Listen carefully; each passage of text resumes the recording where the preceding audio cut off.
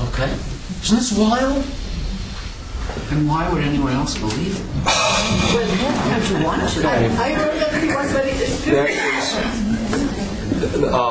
There is one, look, you'd be amazed how many tragedies in history can turn upon a simple thing like a word. Okay? Remember how the 9th and 10th commandments begin? I don't know how you number them. But when I was in Lutheran Sunday school, they are both about not coveting. Thou shalt not covet. And then all the rest of this stuff. Right? Thou shalt not covet. Can you translate that into Latin? No.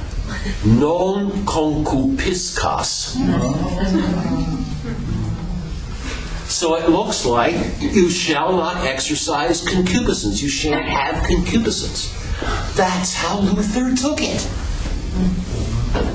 So just to be tempted was already to violate the 9th and 10th commandments, and hence was mortal sin. Talk about a linguistic disaster. Perfectly stupid. I mean, that's as bad. I mean, pardon me. That's as bad, almost as bad. Well, it's worse, frankly, than our little English disaster about the 5th commandment. You know, the King James Bible, thou shalt not kill. And that gets quoted by every animal rights nut.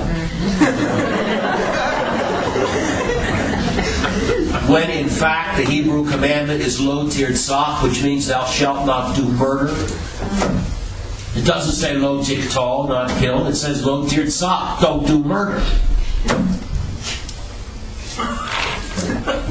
So we've got one cultural disaster after another based upon faulty Bible translations. And don't blame the King James Bible. Kill didn't mean then what it means now. Right?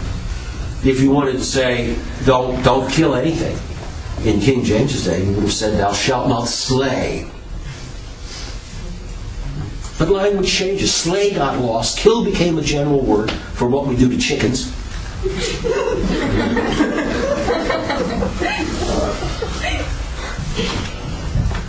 Okay, now then, if everything you do is so tainted by resisted or even subconscious disordered desire at any level, that everything you do is a sin, then obviously nothing you do can contribute to your salvation. Am I right about that? Or do you think you can get to heaven by sinning?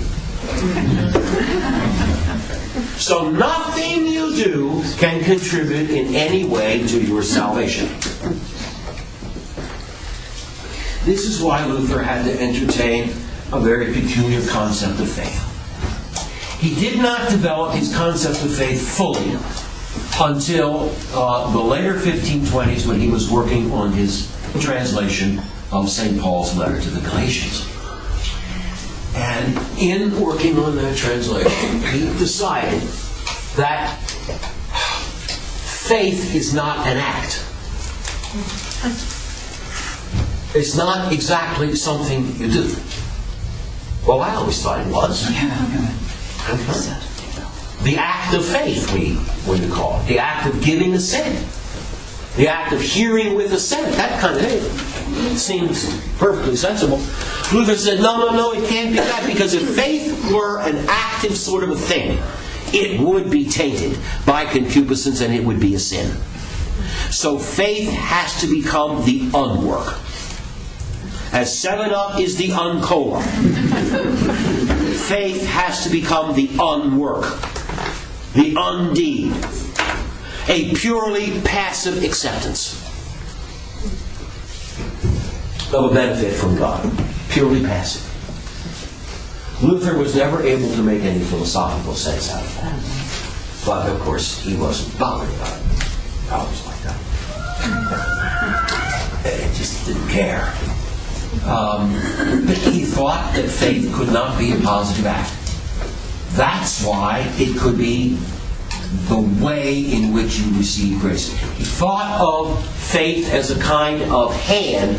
God is coming down with the grace of His Son, Jesus Christ. He's holding this blessing here. Faith is kind of the hand that takes it. Okay? But the hand is purely passive. Well, you can try to make sense of that if you want to. I can't. Faith is apprehensive and yet is purely passive. It apprehends the righteousness of God and yet it's purely passive. En tant qu'il peut, as the French say. Let him who can figure it out, figure it out.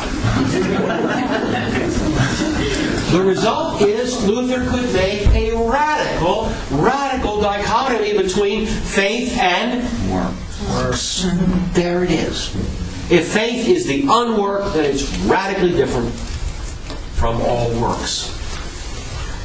Okay, I'm sorry that Luther didn't spend as much time translating and commenting on the epistle to the Philippians as he spent commenting on the one to the Galatians.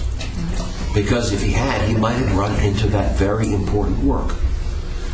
Neither circumcision nor uncircumcision availeth anything, but faith which does what? Faith which worketh by love. Okay? Faith which worketh by love. All right. Now,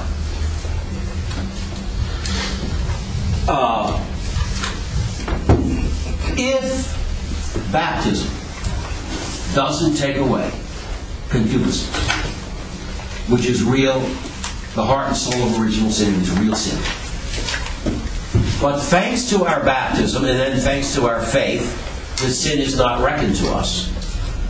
You see how already you're in a position of turning man's justification into a purely forensic or juridical affair. Okay? Thanks to baptism, God no longer looks at the psychological reality of your sin, said Luther. He just counts you acquitted. Okay? So justification is fixing the book of life.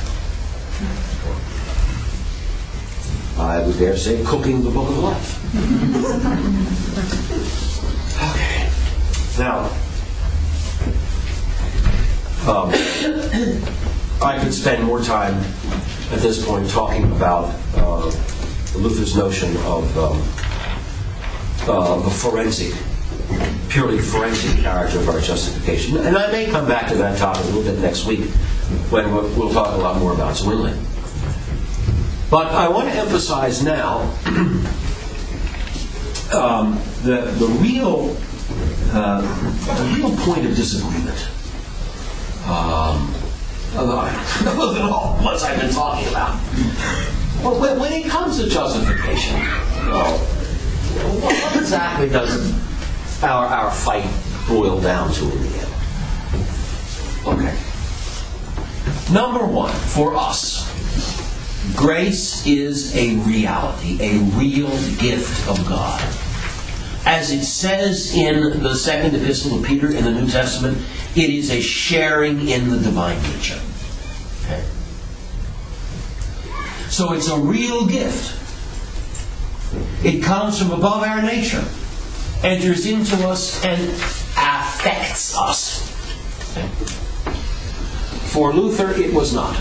And this is where his nominalist teachers came to have a great influence.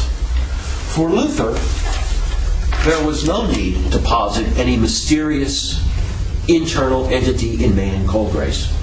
It would suffice if grace was a friendly attitude in God. God simply turned from wrath towards us to favor towards us. Okay? So grace is nothing real in man. Grace is a smiley face on God.